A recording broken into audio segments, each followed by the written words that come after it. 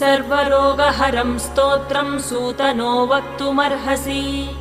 श्रीसूत उवाच शृणुध्वं ऋषयः सर्वे नैमिषारण्यवासिनः तत्त्वज्ञानतपोनिष्ठाः सर्वशास्त्रविशारदाः। स्वयंभुवा पुरा प्रोक्तं नारदाय महात्मने तदहं सम्प्रवक्ष्यामि श्रोतुं कौतूहलं यदि। ऋषय ऊचुः किमाह भगवान् ब्रह्मा नारदाय महात्मने सूतपुत्र महाभाग वक्तुमर्हसि साम्प्रतम्। श्रीसूत उवाच दिव्यसिंहासनासीनं सर्वदेवैरभिष्टुतम् साष्टाङ्गं प्रणिपत्यैनं ब्रह्माणं भुवनेश्वरम्।